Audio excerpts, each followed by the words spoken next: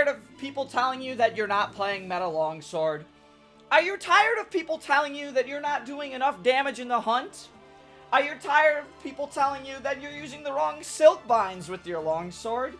If you answered yes to any of these questions, I can tell you're a bit of a longsword enthusiast in Monster Hunter Rise, or just Monster Hunter in general. So what if I told you that you can ignore what all the meta longsword users are saying about your build, and have a build for a longsword that not only can put up a decent amount of damage, but also it plays incredibly as a support role? What if I also told you that this build can also knock the monster out?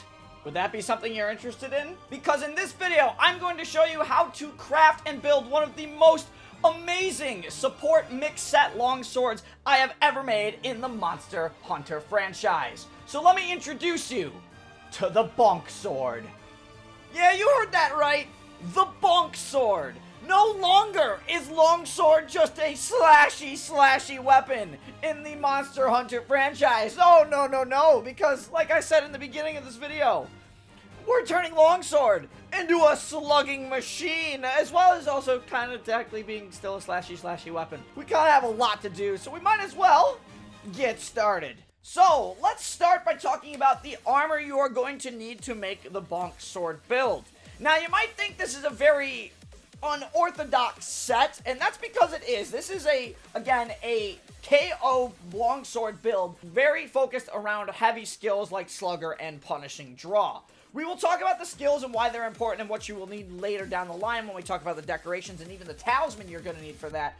But for now, we're going to talk about the armor pieces you need and the materials that you're going to need to craft them.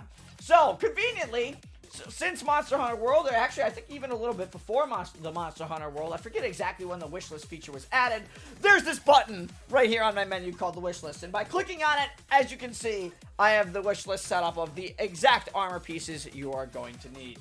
So let's get started by talking about all the armor you're going to need. Starting off, first things first, you are going to need to have access to at least high rank quests, which means you are going to need access to 4-star quests in the Gathering Hub and above to make this armor set. On top of that, if you want to make this build optimally, you are going to need to have the access to HR 100 so you can craft Valstrax armor. Valstrax is locked behind HR 100, and it's not that easy. It's actually pretty easy, I should say, to get to HR 100. I recommend, if you guys are struggling to get to HR 100, farm Rampage quests with your friends. They give you multiple HR levels in one run. Super nice. But anyways, let's get started by talking about the armor pieces you're going to need. So, this is all high-rank armor, and you are going to need for your helmet, the Anjanath Helm S. Your chest piece is going to be coming from the Tobi Kadachi for the Tobi Kadachi Mail S. For your arms, you are going to be, of course, needing that HR 100 for the Valstrax braces. And then the final two pieces are both from Gos Harag, or Gos Harag, depending on how you prefer to pronounce it, but I like Gos Harag. So you will need that for the waist and the legs. The Anjanath Helm comes with one double slot, as well as the skills Focus and Slugger. The Tobi Kadachi Mail comes with a triple slot, as well as the skills Mind's Eye level 1 and Critical Eye level 1.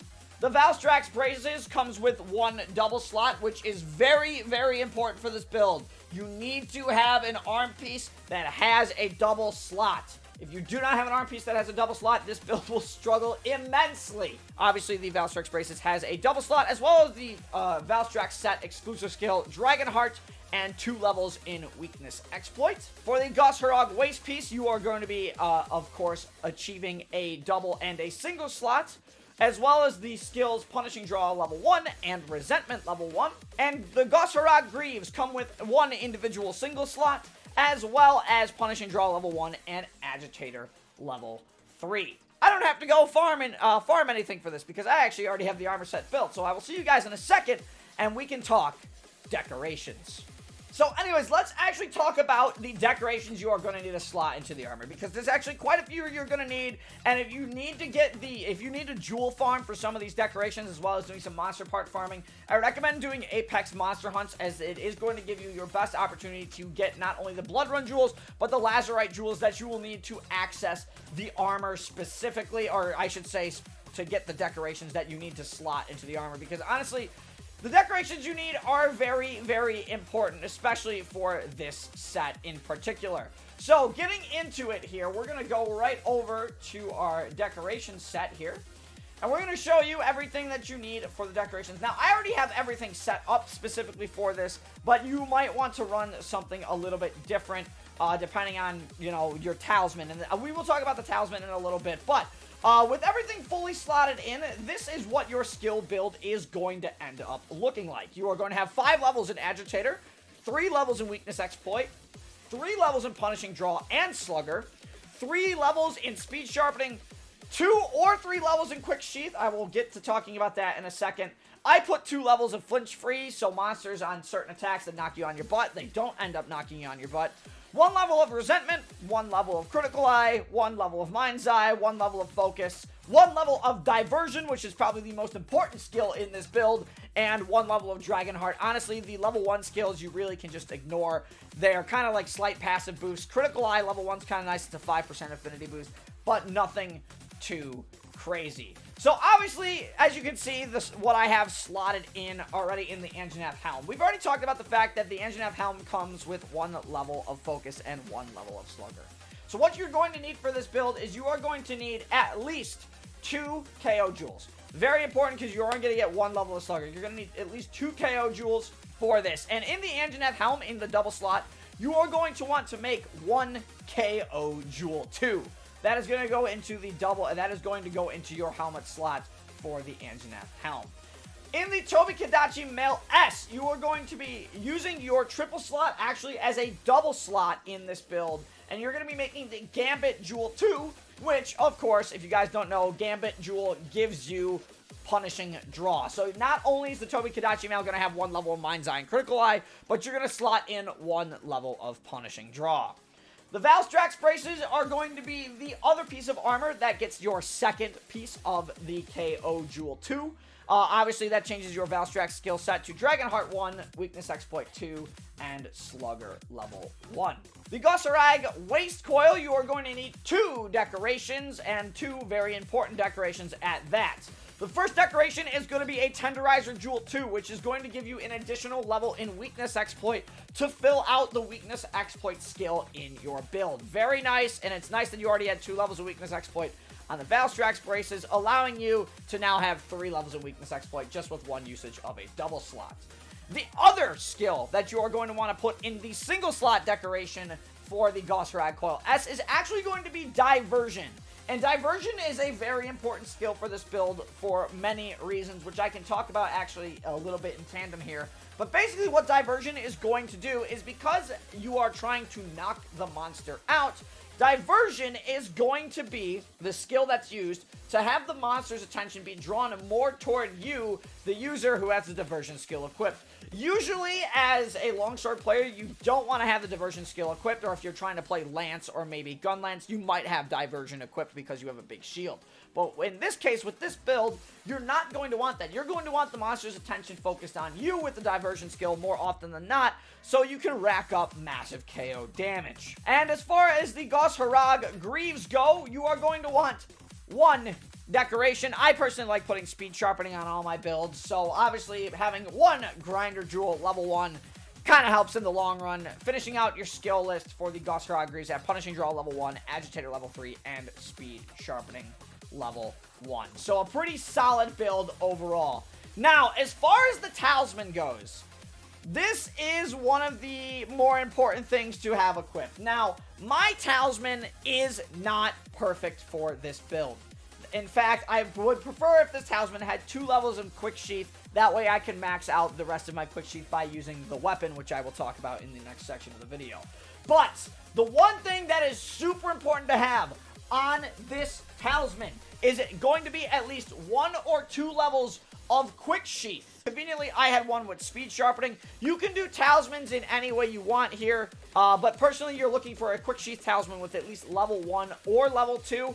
But the biggest thing you need on the talisman is going to be 2 double slots. If you do not have 2 double slots on this talisman, you cannot max out the Agitator skill with the 2 Challenger Jewel 2s. That is really hard to say. And that is what you're going to need for that. So my talisman, as you guys can see, believe it or not, this talisman, this Fatal Tempest talisman, is actually only at Quick Sheath level 1 and a Speed Sharpening level 1. But it came with 2 double slots and a single slot, which is why it works so well for this build. But that'll just about cover it for the armor and the decorations and the talismans you're going to need for at least this armor set. So now what we're going to do into the BONKsword build is we're going to talk about the weapon you are going to want, the decorations you are going to want on the weapon, and of course, the silk binds that I recommend running, as well as showing you a little bit of a demonstration of what this build can do. Alright, so now it's time to talk about the weapons you are going to want for this. Now, honestly, there's not really too much you need to really know about the weapons here, at least in this section of the video, besides maybe the silk binds and, you know, how you want to play this. But I set up, like, a couple recommendations. I would say the most important thing going through this build that you are going to want to make this work is you are going to at least need a longsword with 1 double slot. It, in fact, can be any longsword with a individual double slot, and that's really all you need to complete the build. I actually have a few examples here, with my number 1 choice being actually what is considered one of the meta longswords, which is the Phantom Mirage, which is the fully upgraded version of the Chameleos Longsword. The Chameleos Longsword is very, very strong. It is a non-elemental longsword with 220 attack and 15 base affinity with blue sharpness. But like I said, the only thing important that you're going to need on these weapons is going to be an individual double slot for the decoration you are going to slot into your weapon. But the Phantom Mirage is definitely my number 1 choice when it comes to the non-elemental longswords if you want to run this build non-elementally. And I do recommend that you run this build non-elementally because of the skill that we went over a little bit earlier, which is the skill on the Valstrax Brace's Dragonheart. What Dragonheart does at level 1 is that at 50% HP, whenever you are knocked to 50% HP, you are immediately inflicted with Dragon Blight. However, to compensate for this, all of your elemental resistances are set to 30, which means you cannot be blighted in any way, shape, or form. It basically acts as blight resistance. But here's the problem with being inflicted with Dragon Blight. Dragon Blight, I should say, being inflicted forcefully by your own hand or sloppy play with Dragon Blight. Dragon Blight actually takes away the element or status effect on your weapon, with the exception of Dragon, when you are inflicted with the Dragon Blight from the Dragonheart skill, which is why it is recommended with this build to run a non-elemental longsword. Now, as far as decking out your Chameleos Longsword goes, there's a few things that you are going to want to know about equipping the decorations into the swords. Now, you might be wondering why I was so, prominent on you having a longsword with a individual double slot. And that's so you can equip your 3rd level of the Quick Sheath skill if you have a talisman that has 2 levels of Quick Sheath with the double slot. That way, you are not setting another Quick Sheath decoration in your armor or in the talisman, therefore taking up valuable skill space that you might want for later usage. Instead, we're putting it in onto the Chameleos Longsword, where we have the Sheath Jewel level 2 to give us our next level in Quick Sheath. That will either put your Quick Sheath at level 2 like my build is, or if you have that Quick Sheath level 2 talisman with the 2 double slots, you are going to be able to have Quick Sheath level 3, which will greatly increase your sheathing speed. And on Longsword, Quick Sheath is everything, because Special Sheath is huge. But with that being said, that will basically cover it for the weapons and armor that you are going to need for the BONKsword. So now I think it's time for a little bit of a demonstration and to show you how this weapon works and explain the silk binds, or the silk bind attacks, and why I chose them. So obviously, the most important thing with this build is, okay, how do I stun the monster effectively? How do I do it constantly? And the best way to show this, just to show you how quickly you can stun this, is we're going to put the head position on this training dummy low just for a second so you can see this, as the training dummy head will lower here. So, Punishing Draw. Something to really note about this skill is that Punishing Draw attacks deal a small amount of stun damage and you get +7 raw attack to your attack stat. And it's very important with Longsword because Longsword has multiple versions of draw strikes. The first version of the Longsword draw strike comes from my favorite new Longsword move in the game, which is one of the switch skills, which is Drawn Double Strike, or Drawn Double Slash. It's a super effective skill, and you might think, well, that's great, but doesn't it hit twice? Unfortunately, the stun will only apply on the first hit of Drawn Double Slash. As you can see, the stun right here only hits on that first hit, and then the second one does not apply. You can see the little yellow sparks there, and to prove it, there's a knockout right there. However, the Longsword has multiple variations in where you can sheath your weapon, and also, because you're sheathing your weapon, it considers it a punishing draw strike. So what other moves in the Longsword's arsenal has this? Well, if you do a special sheath, the X press on a special sheath, the EI slash, it's basically the exact same thing as Drawn Double Slash. The first hit does stun damage, the second hit does not do stun damage. The other one that is really important is the EI Special Slash, which is done by pressing the ZR button. So by using the EI Special Slash, if you time it right, you see that little extra effect of the two blades there. Now, I didn't hit it there intentionally, but what you want to do is you want to put yourself close enough to the monster and activate the EI Special Slash there. As you can see, the second two hits do a lot of damage, and they also fill up your spirit gauge right below your stamina and right next to my sharpness in the top left. Doing this is very good, but unfortunately, much like the standard punishing draw, it only applies on the first hit. You will not get stuns on the second two special hits, but it's very, very important. However, this is where your Silkbind moves come in, and the Silkbind moves that I have chosen for this are rather unique. And that Silkbind is the Silkbind Sakura Slash. Now, you might be wondering, why the heck are you using the Silkbind Sakura Slash when Soaring Kick is so much more useful? Well, the whole thing with the BONKsword is it's all about positioning. You always want to be close enough to the monster's head to do some massive damage. It's actually extremely important to do that. And with Silkbind Sakura Slash, yes, while it does take longer to charge than the ever more powerful Soaring Kick, which honestly doesn't make any sense to me, what's very cool about the Sakura Slash is it's extremely good at positioning.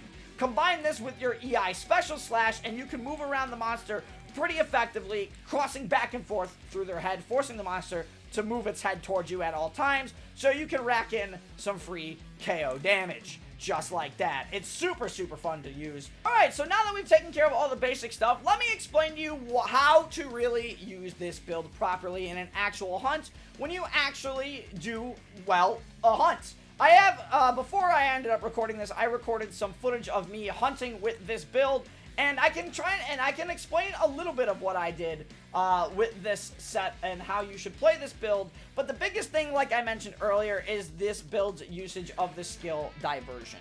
Now, the whole thing with Diversion is you are going to want to have, with Diversion, the monster is going to attack you more than your cats or more than your friends in a hunt.